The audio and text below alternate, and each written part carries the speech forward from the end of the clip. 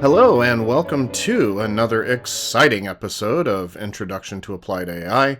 I'm your host and your professor, Dr. John Baugh.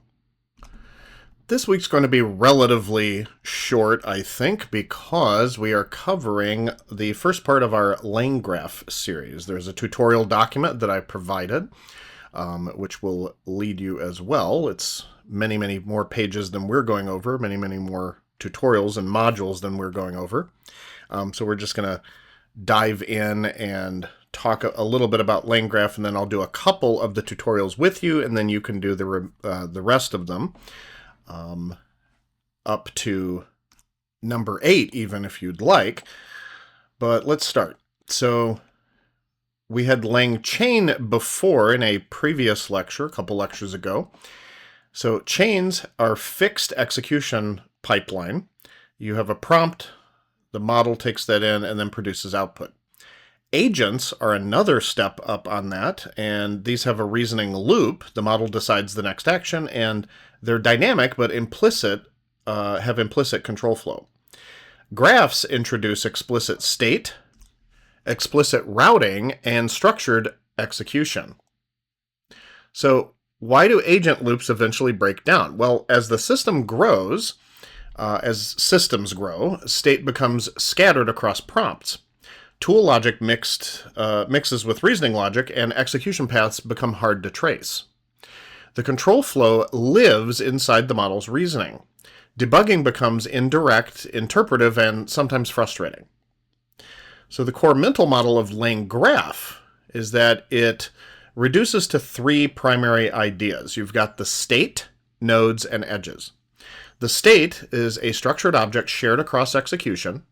It's passed from node to node. Nodes are functions. They read state and return updates. And edges define what runs next, and they can be linear or conditional. So implicit versus explicit control flow. In the agent loop, while not done, model reasons, maybe calls tool, updates context. The model drives the flow. With graph execution, you have node A connected to node B to node C, or node A and then a condition that decides between node B and node C. You define the flow. The model does not control routing unless you allow it. So deterministic and conditional routing. Edges in a graph can move directly to the next node, branch based on state, or end execution. Routing logic lives in your code, is inspectable, and is testable. So this shifts responsibility from the model to the architecture. So what are we going to build? We're going to go through modules or tutorials 1 and 2 in the starting out with LangGraph booklet that I have provided. In this lecture, we're going to define a state object, create multiple nodes,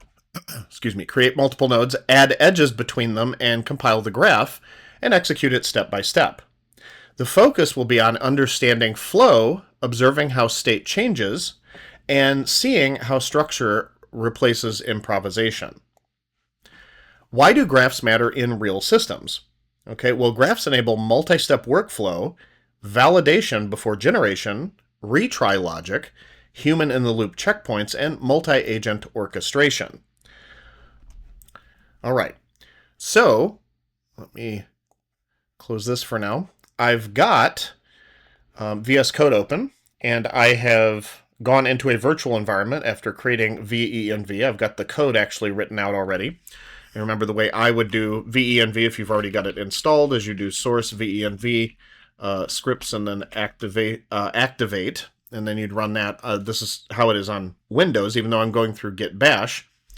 There's slight differences if you're doing it through PowerShell or some other platforms, but I've included those in the setup portion of the document. So tutorial 1 is kind of where we're starting, and we'll do tutorial 1 and tutorial 2. So tutorial 1 has a goal of just building and running your first LangGraph, basic 2-node state machine that takes user input and generates response using a local LLM. And we're using Llama 3 from Ollama. This is basically the Hello World project of LangGraph. So what are the different technologies we use? Well, LangGraph is a library that lets you build stateful graphs of LLM augmented logic. Unlike simple chains, LangGraph allows branching, memory across steps, conditional routing, retries and fallbacks, and tool orchestration.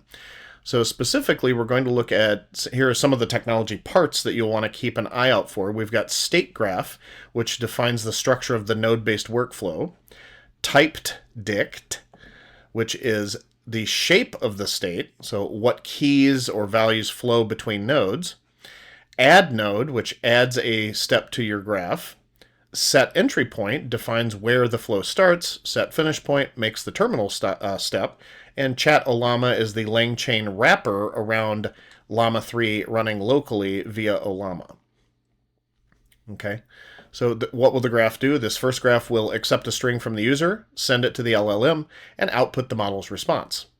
Okay, so I give you the instructions on creating a new file called hello LangGraph. All right, and you can see we're importing several of these things. We have a that we talked about, the state graph and the chat Ollama, and then the typed dictionary. And then echo state inherits from the typed dictionary. So this defines the shape of the state using the typed dict. And you've got the input of str and the output of also a string. And you've got us loading the local llama model using creating an instance using the constructor, okay, of chat Ollama. You set the model equal to llama 3. Obviously, you have to have installed these using the setup portion of the instructions. So basically, in the setup, after you activate the venv, you'll do a pip install. So let me actually, I'll show it to you right here. So there's the pip install you'll want. So if you're not looking directly at the document, you can just pause the video and look at what I've got here. And you can verify, as long as you've installed Ollama, you should be able to list the installed modules and then make sure that you have llama 3. If you don't see it, you want to do Ollama pull llama 3. This one, the download, you typically would want to do outside of VS Code. You install it just like you would, many applications on, say, Windows or Mac, etc. Okay, so you define a node that sends the input to the LLM. So this is the ask LLM, takes the state of type echo state, which is our little class up here. Okay, that's our mini class that we had up there. And it returns an echo state. So user input is the state at the input. Okay, so that would be the echo state and looking at the input part, so it'll be a string. And then you grab the response by calling LLM, which is our Ollama model, right? .invoke, and then here we're using an F string, okay? And then you grab the content out of that response. So this is the what we tell it to do. We tell the LLM, instruct it, respond to this input, and then we insert the variable user input, which is the input that was grabbed, right? And then we return input and output in an object or a dictionary in this case in Python. Okay, so you've got the input part and the output part, and that matches this structure here, right? Because it's two strings, input and output, and that's exactly what we get here. And this returns an echo state, and that's what it is, right? So it's got input, it's got output. Then you build the graph, okay, using state graph. You take the echo state and you pass it. The echo state, again, was this thing, right? So you pass it to state graph, and we have the builder.add node, talk to LLM. We call the node basically is a function, essentially. I know we like to think of nodes as graph entities, not just functions themselves, but in this situation, we are treating functions like they are nodes in this graph, okay? So then we set the entry point to talk to LLM, set the finish point to talk to LLM, because you have to have those in order to finalize it. It's really the only part of the graph, single node essentially, and then you build the graph by calling builder.compile. Then you run it. You use regular old Python, hey, type something to the LLM, then grab the result using graph.invoke, okay? So that was our builder.compile there. You call graph.invoke and you send it, the input part, and then grab the result, and then results output is what the model responded with. Okay, so here we go. Python, hello LangGraph. Going to give it a second. Oops, there we go. Okay, so type something to the LLM. I'm going to say, tell me. It's kind of hard to see what's going on. Oh, you know what? I think I did. Wait a minute. We're going to close that. 1 second. Okay, so Python, hello LangGraph. See if this works. I think I split the window accidentally. Okay, I'm going to run that. And it's asking you to type something to the LLM. You can really pick whatever you'd like, but I'm going to use what we use in the tutorial. What's a fun fact about jellyfish? Okay, hit enter. Depending on whether you have the CPU version, which I've currently got enabled, or the GPU version, or you're using something like that, it may be a little slower or faster, depending. So it'll say the model responded, or model said, okay, which is this part. That's where that was printed out. And then we print out what we got back as a result. Okay. One fact about jellyfish is that they're not actually fish. And then it goes on to explain more information about that. Okay. So additional notes and explanation about this is that the typed dict echo state, that defines what data flows through the graph. Okay. That is the input and the output. LangGraph uses this to check the validity when compiling your graph. Ask LLM, that node, that's the function that receives the state with the input, and then it uses llm.invoke to get a response, and it returns a new state with not just input, but also the output. The state graph, we saw that involves add node with a name and a function, so it adds the function as a node. And set entry point tells LangGraph where to begin, set finish point tells it where to exit. And a little bit of a note on Olama is that you want to make sure that Olama is running in your background when you do this, and if not, you'll get a connection error. Okay? All right. So that's that one. The second one we're going to go through is LangGraph with state. That's the second tutorial. Okay, I'm going to clear this for now. And the goal of this one, okay, we'll bring it over here, is to build a graph that tracks and updates internal state across steps. We'll simulate a simple multi-step process where the user provides an input, graph stores running counter of how many interactions have occurred. Okay, that's state data, right?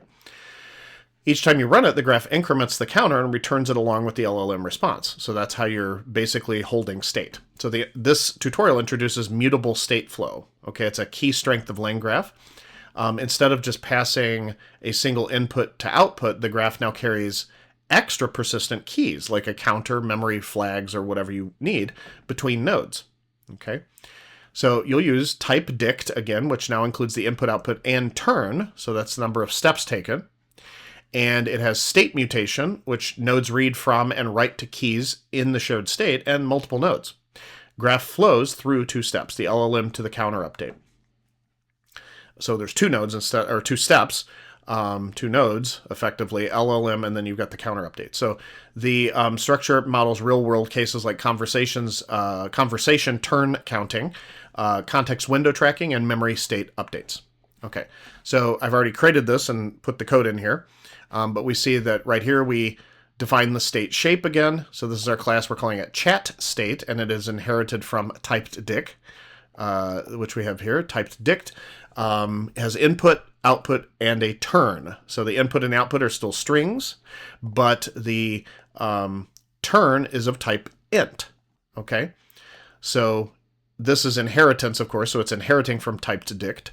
Load local model, we're doing the same thing we did before. In this case, we are also explicitly passing a second argument, temperature equals 0. So you can think of temperature in an LLM model as the creativity slider or the risk tolerance setting for AI. So when an LLM generates its text, it actually doesn't know what it's saying. Okay, it's kind of like glorified autocomplete, really. Instead, it calculates a probability distribution for the next possible word, right? So temperature determines how much the model deviates from the most likely choice. So if you have a low temperature, the model becomes greedy. It almost always picks the word with the highest probability. Okay, that makes the output predictable, stable, and repetitive. If you have a high temperature, so like greater than 1, the model will flatten the probability distribution. So high probability words would, say, lose their dominance, and long shot words would get a better chance. So that would make the output creative, diverse, and unfortunately sometimes nonsensical. Okay, so 0 is what we would call the robot. Okay, if you had 0.5 to 0.7-ish, it would be a professional, so it'd have general conversation, blog writing, summarizing, things like that. And then 1.0 and higher would be something like an artist. So things like poetry and brainstorming, role-playing, etc. Okay, so this is putting the model into basically deterministic mode. All right, so then we ask the LLM, so this is our actual node, LLM node, takes a chat state and returns a chat state. Okay, we grab the state input, text, and then invoke the LLM and says, a person says, and then give it the text and says, how would you respond? And that's what you're asking the LLM, that's how you're asking the LLM to respond. Okay, and then it returns the input, the response text, and then what turn we're on. Okay. You'll notice increment turn is another node. This one takes a chat state, returns a chat state. It takes a current chat state, and all it's doing is it's basically copying the input and output, just passing it through, but it's incrementing the turn. Then we build the graph, and in this case, we're adding two nodes. We've got ask LLM and increment turn, but we set the entry point as ask, and then we add an edge. So this is where you're building the graph, the LangGraph. You're adding an edge between ask LLM and increment turn, and then you set the finish at increment turn. So now we've got two nodes. We build it. We set initial turn to 0. Okay, grab the user input. If they enter exit, we literally just exit the loop and break out. We don't use the LLM past that. Result graph.invoke, we pass it the user input, the turn, and then the output information. The output's empty to start. Okay, I'm actually going to move that over just a little bit. And then we print out the model output and then what turn it is. Okay, and initial turn is equal to the result turn. So we're basically updating initial turn as well. So in this case, I'm going to do Python LangGraph with state, hit enter, and then we're going to hope that we get some decent responses once we tell it something. So what are we going to tell it? I'm just going to say, hello there, okay, and then we're going to see how it responds. All right. So the model says, I'd respond with a friendly greeting of my own. Here are a few options. Hi, how's it going? Hello, nice to meet you. Hey, how can I help you today? And hi, what brings you here? The key is to be warm and welcoming. Okay, then it says turn count is 1. Okay, then we could say, okay, type something. We'll say, what are you doing today? And see what it says. We can kind of ask it pretty much anything. Not much, just, and then insert activity. How about you? Just getting some work done. You know how it is. Planning on blank. Nothing too exciting. So it's giving you examples, and you notice the turn count has now incremented because that's what it's doing. It's going through that node again every time through the loop. It's got both nodes effectively because they're built into this graph, right? The builder added the nodes and set the entry point and edge, and it's when we're going through this loop, it's keeping track of that and updating it with the previous information, right? Okay, now we'll just say exit, make sure it works, and it does. All right. So that's pretty much what I've got for you. Very short, very sweet, and it gives you a basic starting point so you can work on additional tutorials within that document. And that's what I've got for you. So I'll see you in the next lecture. Bye-bye.